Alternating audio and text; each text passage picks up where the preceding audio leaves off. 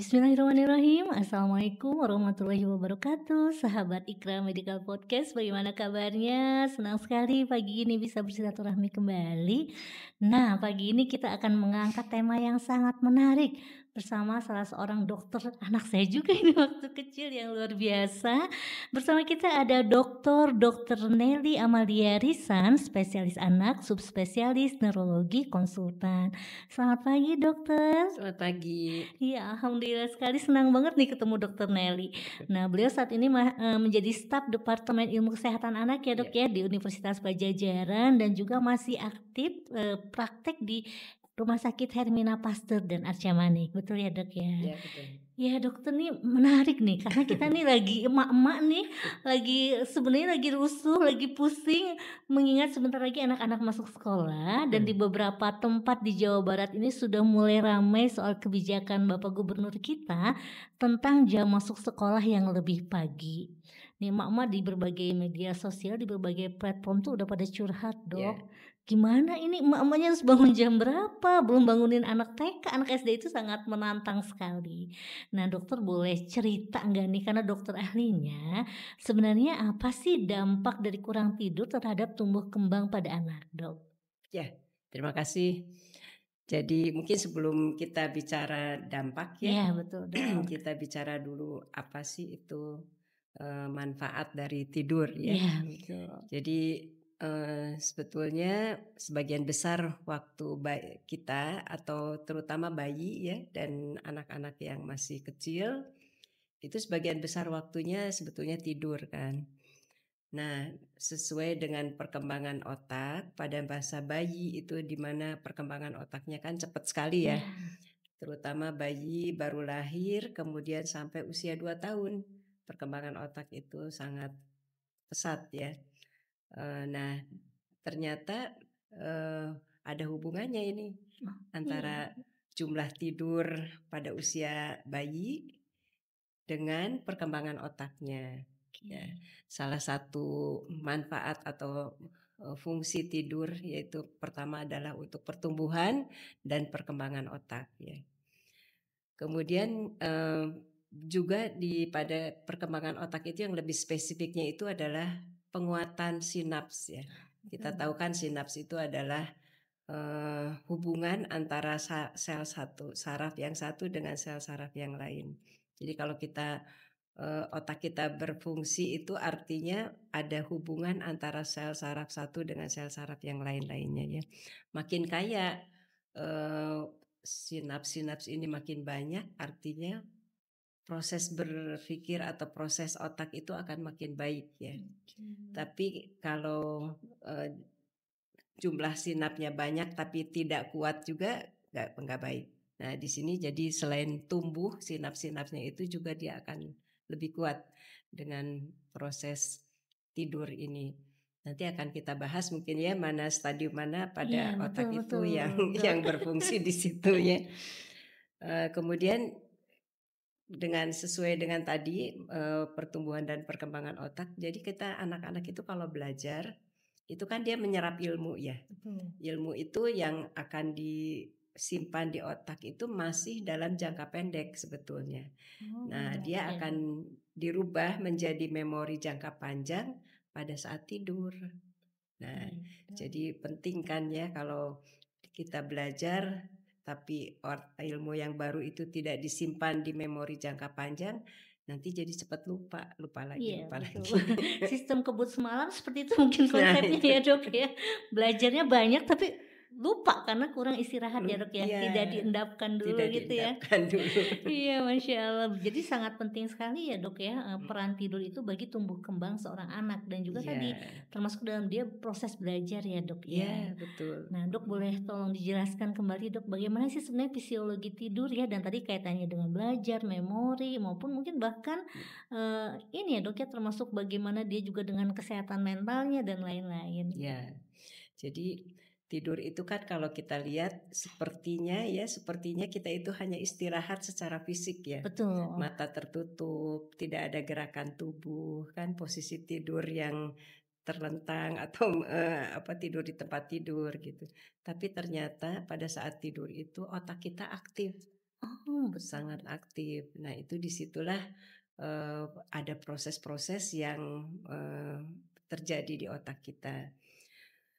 Nah, tapi selain tadi proses belajar, ternyata tidur juga berpengaruh terhadap regulasi emosi. Oh, iya. Jadi kalau anak kurang tidur, emosinya tidak stabil, Tantrum mungkin ya, Dok, ya, istilah tantrum, sekarang. gampang Iya, marah, ya. betul. Jadi regulasi emosi itu akan dipelihara pada saat kita tidur. Kemudian ternyata juga nafsu makan itu Oh, juga dipengaruhi oleh tidur. jadi kalau anak GTM bisa kita evaluasi tidurnya juga Iya, ya, Dok, ya? iya. Oke. Jadi selain itu juga ada penguatan sistem imun ternyata. Ya, jadi kalau kita kurang tidur, kita gampang sakit jadinya. Oh, iya, Heeh. betul sih, Dok, ya. Tidak Ya, hanya anak ya, Dok, ya. Dewasa juga kayaknya kalau kurang tidur lebih cepat lelah iya, gitu ya, Dok, ya. heeh. Ya, tidak mau makan, kurang makan, kemudian imunnya turun, ya pasti kan jadi gampang sakit ya. Iya, betul. Nah, yang terakhir ini yang ilmu yang paling baru sebetulnya ini adalah ternyata tidur juga itu fungsinya adalah untuk membersihkan neurotoksin Oh, atau Masya Allah. toksin-toksin yang ada di otak. Misalnya kalau kita beraktivitas atau otak kita dipakai kan pasti ada sel-sel yang rusak ya. Betul, Nah, betul. sel-sel yang rusak ini akan dikumpulkan dan dibuang. Oh, dibuang ya, Dok, ya. Pada saat tidur. Nah, Wah, jadi luar betapa biasa. pentingnya ya tidur Iya, kita. betul sekali ya, Dok, apalagi pada anak pada masa tumbuh kembang ya, Iya, Dok, ya. pada saat masa tumbuh Oke. kembang. Nah, apakah, tidur malam ini bisa digantikan tidur siang nggak, Dok? Nah, sebetulnya gini, tidur siang itu pada anak-anak yang masih kecil masih dibutuhkan. Karena jumlah tidur, durasi tidur anak-anak yang kecil itu cukup besar ya. Jadi tidak cukup hanya tidur malam, dia masih butuh tidur siang. Tetapi makin besar biasanya tidur siang itu sudah tidak terlalu dibutuhkan.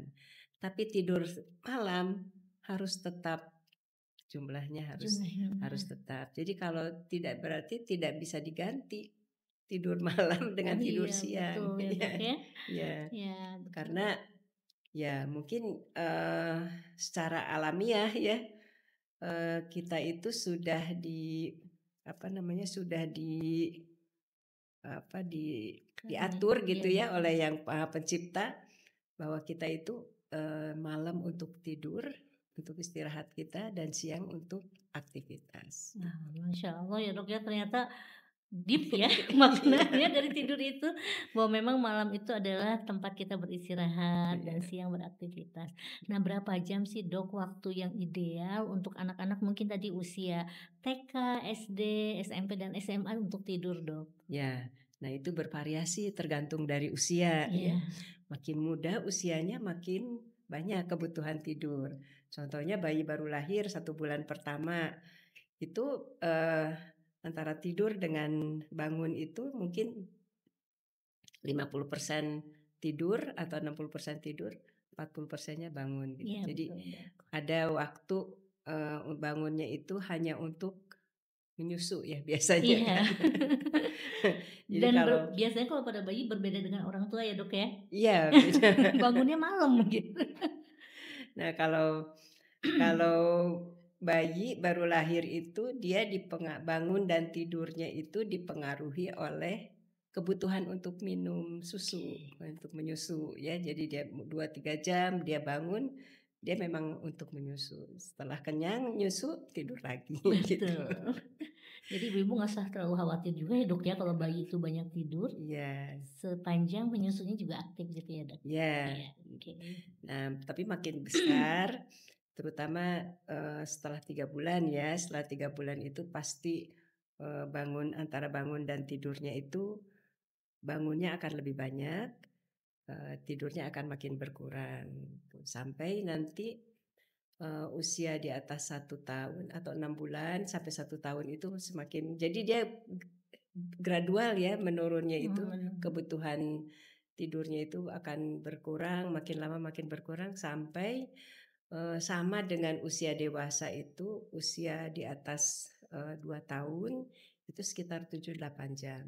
7 sampai 8 jam ya Dok, idealnya ya Dok ya. Idealnya, ya. Dan mungkin boleh diceritakan Dok tentang kaitannya dengan non-REM dan REM nih Dok. Apakah anak ini 7 jam udah pules banget ataukah terbangun-bangun Iya, seperti itu Dok? betul ya.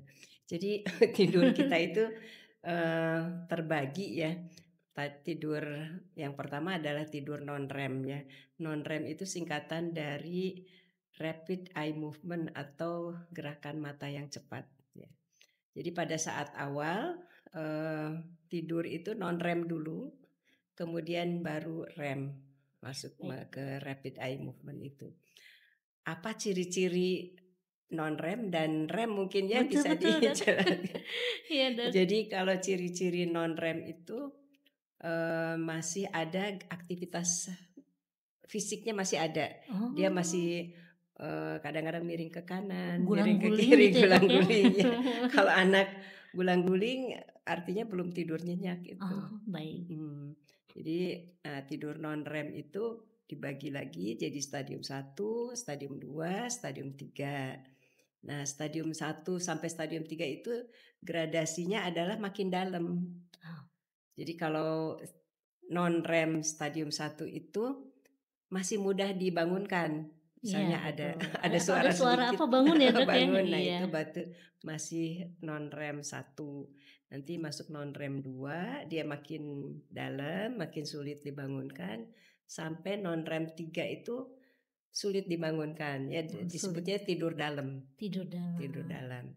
Nah, tidur dalam ini, kalau kita lihat gelombang di otaknya, gelombang listrik di otak itu gelombang listriknya itu, voltasenya tinggi dan Oh. lambat.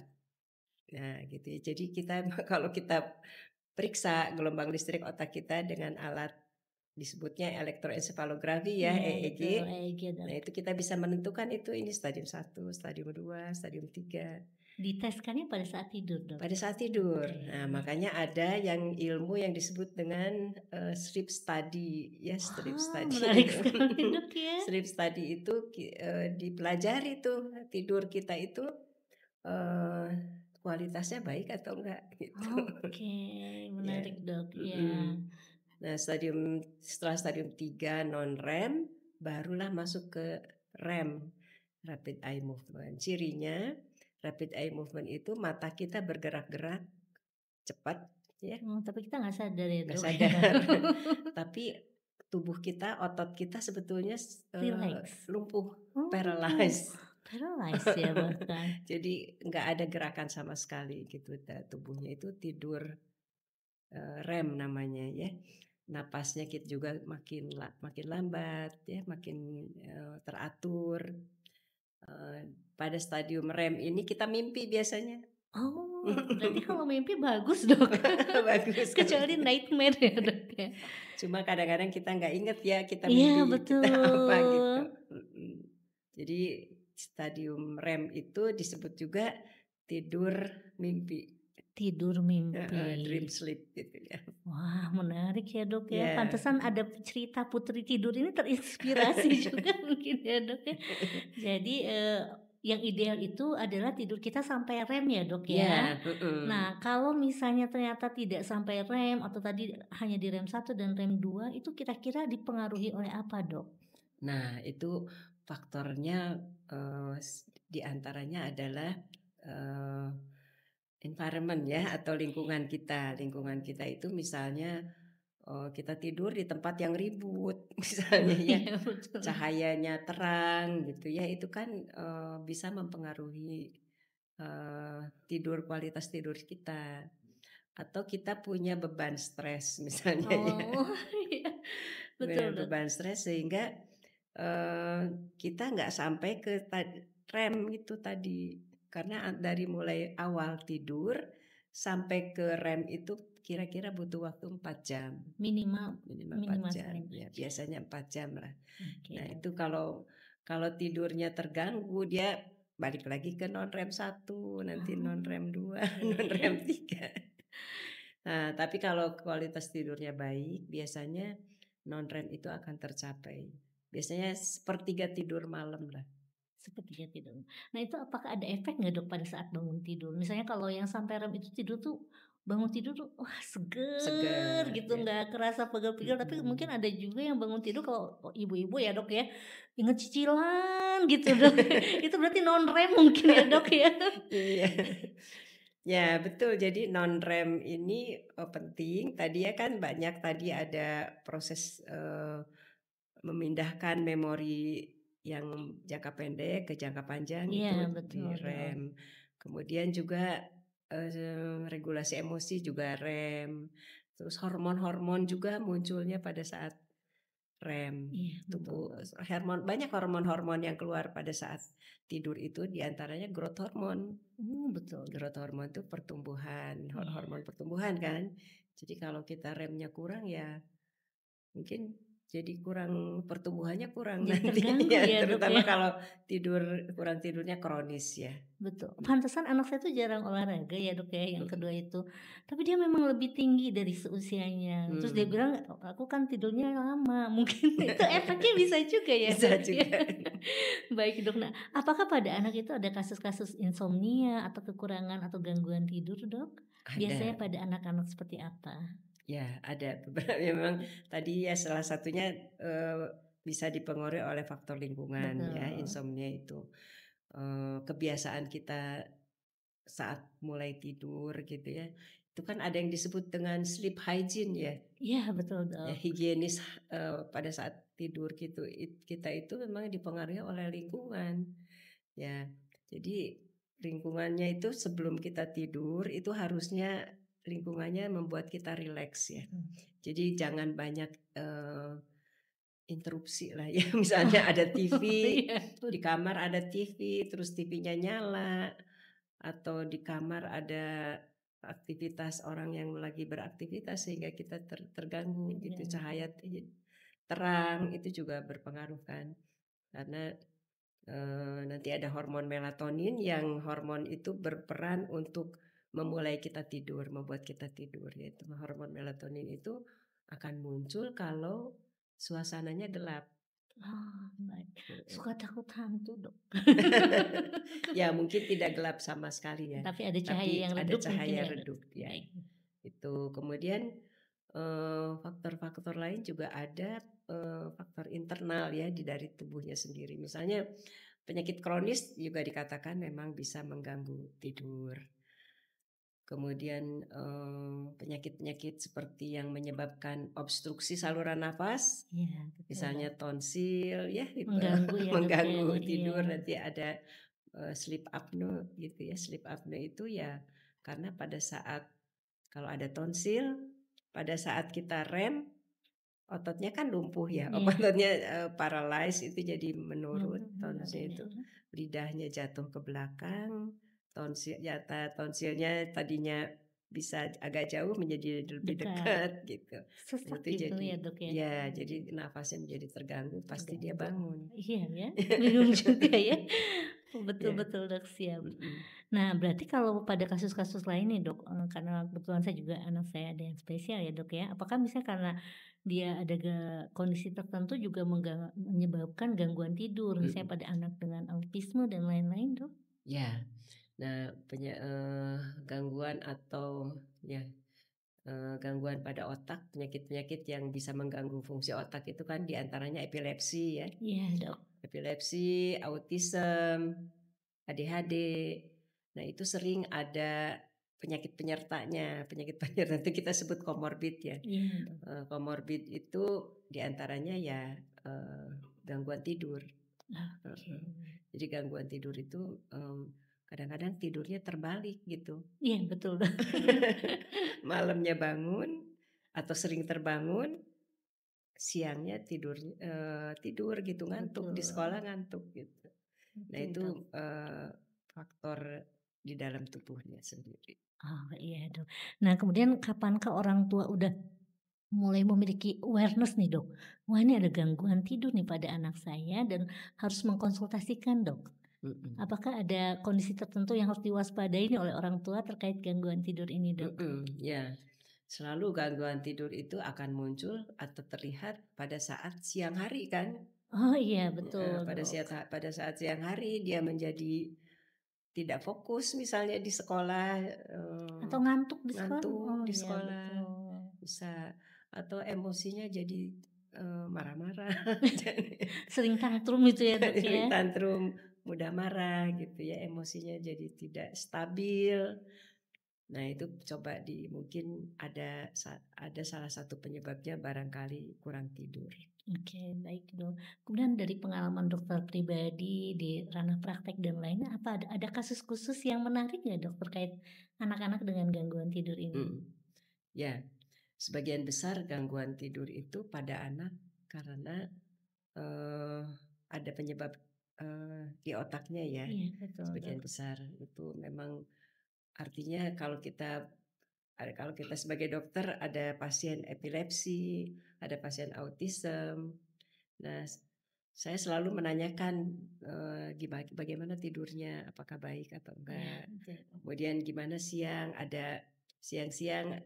hari pada saat dia sekolah, ada laporan nggak dari gurunya bahwa dia kayaknya, kelihatan ngantuk gitu ya. Nah Betul. itu kalau ada seperti itu berarti kita harus, eee, mencari penyebab yang lainnya gitu ya. Artinya kita bisa atasi, eee, dengan beberapa intervensi ya. Bisa Jadi dengan obat, bisa dengan, membuat, apa, lingkungan tidurnya lebih baik gitu. betul Dok. Oh, jadi memang ini buat orang tua juga ada awareness ya Dok ya. Kalau Mhm. misalnya ada kondisi anak-anak dengan gangguan tidur, jangan sungkan untuk segera mengkonsultasikan mungkin ya Dok Iya, ya. Apakah ada kondisi lain pada anak-anak ya terkait dengan mhm, kondisi kurang tidurnya. iya. Jadi bukan karena anak selalu nakal gitu ya Dok ya. Dia tuh misalnya dia nggak tidur-tidur ini. Karena waktu anak saya kecil juga tidur tuh pernah sampai baru azan subuh baru tidur Dok. Nah itu. Pokoknya aktif sekali di malam hari ya. Nah, seperti itu. Baik, Dok. Nah, nih kembali lagi terkait kebijakan publik dari Pak Gubernur nih, kalau dari pandangan dokter sendiri bagaimana, Dok? Ya. Nah jadi, pola tidur ya kita kita kita sebut pola tidur itu artinya selain durasi ya, lamanya tidur, juga kapan sih saatnya kita harus memulai tidur itu. Jadi kalau misalnya kita memang dibutuhkan untuk bangun, untuk mempersiapkan sekolah lebih cepat, karena kan kebijakannya katanya akan lebih maju ya. Betul, Dok, di jam 6.30 udah teng. Berarti kan orang tua harus mempersiapkan paling tidak 4:30 ya kayaknya ya. Betul, Setengah Dok. lima tuh harus sudah dibangunkan. Nah sekarang hitung mundur jadinya ke Oke, belakang. Hitung betul. 8 jamnya itu, jam berapa gitu ya, jam 8 jam, karena dia butuh tidur 8 jam. Oh, baik. Nah tapi saat mulai tidur itu kan, harus ada waktu 1 jam dia untuk mulai Persiapan betul. persiapan. Oke. Jadi dia harus udah ada di kamar, di tempat tidur. Dia sudah karena tidak selalu kan begitu kita ada di tempat tidur langsung tidur kan. Iya, betul. Biasanya kalau anak-anak tuh, Dok, HP dulu, game Nah, dulu, mabar dulu. Jadi kadang mereka ya, tidak sadar kalau waktu mhm, udah semakin malam gitu, ya Dok. betul. Itu yang harusnya tidak boleh. Oh, baik. Pokoknya kalau dia udah masuk kamar, udah udah jamnya harus dia tidur, itu tidak boleh ada gadget, Tidak tidak boleh. boleh ada TV di kamar, Tidak boleh ada hiburan ya, Dok, tidak ya? boleh ada hiburan, ya Iya, misalnya musik gitu ya, baik musik apa atau maupun musik yang di earphone, earphone ya, betul betul. itu juga akan mengganggu inisiasi tidur. Inisiasi tidur itu memulai untuk tidur. Oh, tapi kalau misalnya orang tua yang suka bacain dongeng, nemenin di tempat tidur itu Mhm. aman ya, Dok, ya? Aman, nggak apa-apa, tapi asal tadi jamnya itu dihitung dulu gitu 8 jam, Oh, iya, Dok. Jadi mhm, mundur ya, dihitung mundur mundur. jadinya. Itu kan, kalau kita mendongeng itu kan biasanya, membuat anak rileks ya, Iya, betul. eee, asal jangan ceritanya yang Horor. menakutkan. Jadi nggak bisa tidur dong, Dok, ya? Nanti nggak bisa tidur. Iya, betul, Dok. Jadi, cerita-cerita yang membuat rileks itu juga bagus ya untuk ini. musik yang menenangkan, membuat rileks boleh gitu, Murotal mungkin ya Dok ya. murotal. Tapi Oke. nanti setelah ini harus dimatikan juga Jangan gitu. nonstop juga Jangan sampai terus juga oke karena betul. Jadi eh, stimulan mungkin ya ya Dok kalau stimulan, terus-menerus. ya Oke. karena stimulasi suara itu ada, dia bisa terbangun. Oke Dok. Kalau kita lagi tidur kan stadium 1, stadium 2, kalau dipanggil kita bisa bangun kan. Oh iya langsung apalagi kalau kita kalau saya Dok karena pernah jaga 24 jam ada bunyi itu apa namanya, bunyi prin itu langsung bangun. Ada pasien gitu ya. Nah, tapi kalau begini Dok, kalau misalnya kan, anak-anak sekarang ya dengan tantangan gadget dan lain-lain, apakah memang anak-anak tuh juga ada screen time yang dianjurkan gitu supaya anak-anak ini kualitas tidurnya baik? Misalnya pada usia anak TK, SD itu sebenarnya berapa lama sih Dok anak-anak boleh screen time? Nah, ini screen time juga sangat sekarang lagi ini ya, lagi apa, banyak dibahas ya. Betul Dok. Screen time itu sebetulnya tidak boleh sampai anak usia 2 tahun. Sebetulnya tidak boleh ya Tidak Dok boleh. ya? Oh, biasanya Mhm. emak-emak karena sibuk Dok, kasih HP Mhm, aja. betul. Anak-anak kan emak-emaknya karena kerja, Betul. jadi supaya anteng kasih gadget gitu Betul, kan. dan mereka udah pinter kan Dok ya, karena Iya, digital native pintar. anak-anak sekarang udah bisa Iya, udah nonton, mhm. short reels yang kayak gitu atau short YouTube yang tidak berhenti itu loh Dok. Iya, Nah mhm. itu efeknya apa ya Yang Dok ya? short itu kan Iya terus saja. betul. Kalau untuk 2 tahun pertama itu akan mengganggu, sosialisasi anak, Oke. interaksi sosialnya akan terganggu dan itu akan kalau anaknya sudah punya kecenderungan ya, kecenderungan untuk terjadi autism lebih cepat Wah, muncul.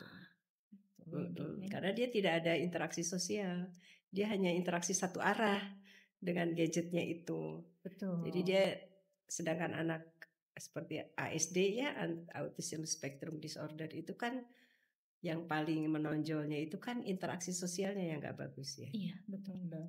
Dia malah lebih seneng pakai gadget karena Iya, memang, eee, kecenderungan dia memang, satu arah gitu. Dia tidak suka lingkungan. dan terpengaruh juga pada konsentrasi ya Dok ya.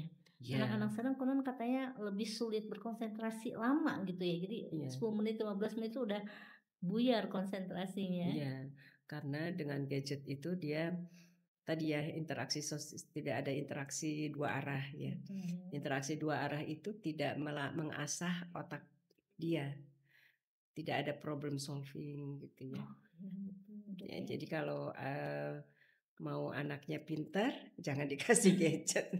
Sulit kata orang tua. Tapi itu memang seharusnya dalam proses parenting betul-betul dipertimbangkan ya Dok ya Iya, dalam memberikan gadget. Termasuk pada anak-anak usia SD pun screen time-nya berapa lama Dok nah seharusnya? screen time ini, pengaruh jeleknya yang pertama adalah blue light-nya itu ya, sinar Oh iya birunya itu kan kurang betul. baik ya kalau terlalu lama untuk ke mata. Betul. Mata kita jadi lelah gitu. Karena dari mata mata itu kan bukan hanya bola mata ya, itu kan ada sarafnya. Betul Dok. Ada sarafnya yang ke otak itu kan. Jadi kalau screen time-nya terus-menerus hanya distimulasi satu lokasi dari otaknya itu aja.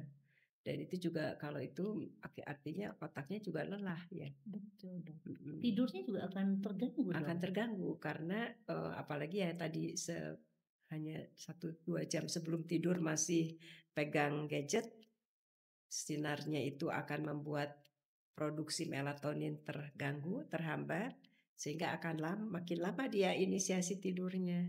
Oh iya betul ya Dok ya. Heeh. Bahkan kalau ibu-ibu bisa ngedrakor itu 16 episode Dok itu. Berjam-jam nonstop itu bahaya ya Iya, Dok ya. tapi kan kalau ibu-ibu otaknya kan Udah, udah selesai oh iya, tumbuhnya. sedih sekali Dok. Ya kalau Yang anak-anak justru masa pertumbuhan betul-betul harus kita jaga ya Dok iya, ya. Jadi lebih baik, membaca buku mungkin iya, ya atau membaca buku alternatif lebih kegiatan lain ya Dok. iya. Oh, Interaksi Masya Allah. sosial itu kelihatannya sepele ya, tapi itu sebetulnya akan peranannya besar pada saat dia dewasa. Iya betul Dok. Kan banyak tuh katanya yang dia pinter, tapi pada saat dia di lingkungan pekerjaannya ternyata tidak begitu baik ya, karena Iya, betul. tidak bisa bekerja sama, Sulit misalnya berkomunikasi, sulit gitu ya. berkomunikasi. Kalau sekarang istilah anak-anak tuh introvert, Dok. Jadi di Introvert. kamar aja, pokoknya butuh ruang privacy, jangan diganggu. Aduh. Ya aduh, Masya Ya Allah. beda dengan zaman kita dulu ya. Iya, Zaman Dok. kita dulu kan main di luar Iya, ya, betul. Main di luar, dengan botram, main tali. Mungkin hiburan terbanyak baca buku ya, Dok ya. Iya. Jadi kalau dulu tuh paling kita tuh bisa baca sampai tertidur. Anak-anak sekarang mungkin minat terhadap buku juga sudah semakin Ya betul. berkurang, Dok ya. Ya minat terhadap membaca buku sekarang pindah ke gadget ya. Katanya membaca juga subtitle, Dok. Ya, Dok. Nah, bagaimana pandangan dokter nih terkait semakin majunya waktu belajar ini dari pemerintah? Apakah pemerintah sebaiknya mempertimbangkan aspek medis dan neurologis, Dok? Maksudnya apakah nanti kebijakan ini mungkin bisa dievaluasi kembali setelah pelaksanaan berapa bulan gitu, Dok? Atau bagaimana, Dok, pandangan dokter? Ya. Jadi mungkin karena tadi ya pola tidur itu selain dipengaruhi oleh internal, juga kan oleh faktor yang dari luar ya, Betul, yang Dok. disebut dengan sleep pressure ya. Betul. Nah, sleep pressure ini adalah durasi atau aktivitas yang kita kerjakan pada saat kita bangun. Jadi kalau kita bangunnya awal, terus nanti tidurnya juga telat, Iya. sleep pressure-nya tinggi sekali gitu. Keinginan untuk tidur gitu Iya, ya. jadi itu akan membuat karena salah satu fungsi tidur juga kan adalah konservasi energi ya. Iya. Kalau kita tidur tubuh kita kan jadi seger ya. Betul, Dok. Nah, itu mungkin kalau kebijakannya memang itu harus dijalankan pagi karena dengan alasan apa gitu ya, kayak saya kurang paham.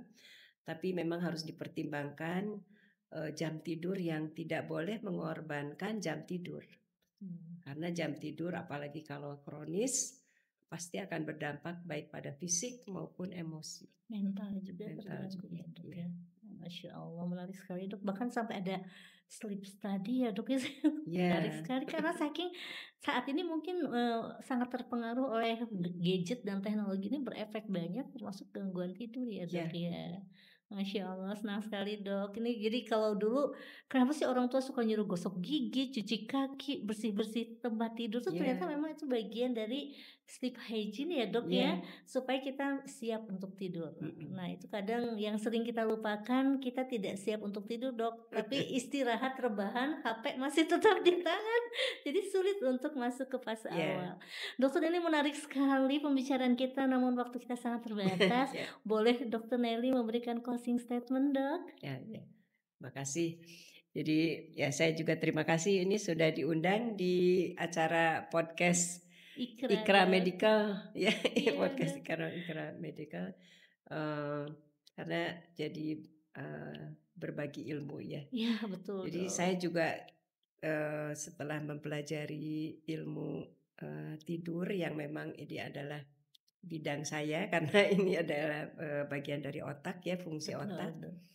Ternyata di dalam Al-Quran juga kan ada ya. Masya Allah ya. Iya, di dalam Al-Quran itu ada bahwa kalau tidak salah bunyinya, aku ciptakan malam untuk kamu istirahat. Dan siang itu adalah untuk beraktivitas. Jadi jangan dibalik gitu ya. Betul.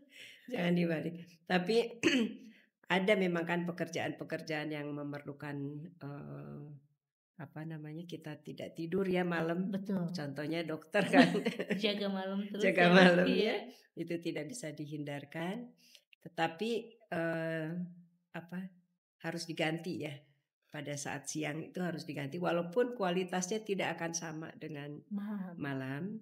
Tetapi asal tidak terus-menerus. Kalau terus-menerus juga akan memberikan efek negatif ya, Dok. Betul. Ya karena tubuh kita itu ya tadi matahari juga kan penting ya. Betul. Salah satunya vitamin D. Iya. Kalau kita siang hari itu tidur, lalu vitamin D-nya kan tidak dapat ya.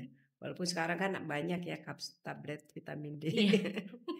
Betul sih Dok ya, Dan semuanya itu serba juga instan Dok, sekarang vitaminnya juga instan. iya, Iya, terima iya, kasih Dokter Nelly. Jadi mungkin lebih ke work life balance ya Dok ya, iya, keseimbangan hidup kita. mhm, Bahkan tidur pun adalah salah satu nikmat yang Allah berikan ya Dok ya. Tadi betul, betul sekali mhm, kata Dokter Nelly ya, Masya Allah bahwa Allah menciptakan malam itu untuk istirahat dan menciptakan siang untuk beraktivitas. iya.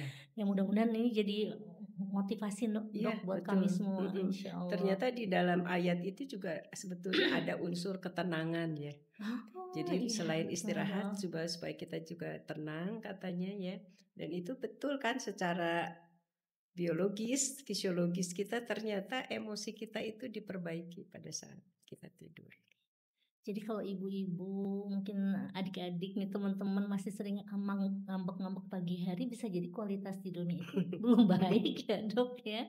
Jadi salah satu meningkatkan ketenangan diri itu adalah dengan memperbaiki kualitas tidur kita. Ya, Ya mudah-mudahan dengan kualitas tidur yang baik tadi ya Dok ya, mungkin tidurnya lebih awal, bangunnya lebih awal, bisa qiyamul lail ya Dok ya, mhm. bisa tahajud, bisa jadi seger gitu bangun Iya, pagi tuh. Karena memang terasa Dok kalau kurang tidur tuh kayak lemas itu mau mhm. ngapa-ngapain jadi males dan ternyata memang sistem imun pun jadi menurun ya Dok Iya, ya. mhm. Masya Allah, aduh ini kayaknya harusnya lebih dari 40 menit ya Dok ya. Tapi waktunya ya Dok ya. Iya, Terima kasih banyak Dokter Nelly sama-sama. atas ilmunya, Masya Allah sangat bermanfaat sekali dan juga bisa menjadi modal nih buat ibu-ibu yang Mhm. akan Ya, menghadapi jadwal baru bagi jadwal baru anak-anak di ya. semester depan. Mhm. Ya baik, terima Perlu kasih Dok. modifikasi jadinya Iya ya. betul. Tapi Modifikasi, sebenarnya ada nilai positif ya Dok. iya. Kalau tadi dengar ngobrol sama Dokter Nelly di luar tuh bahwa Rasulullah juga dulu bangunnya di awal Iya, ya. betul.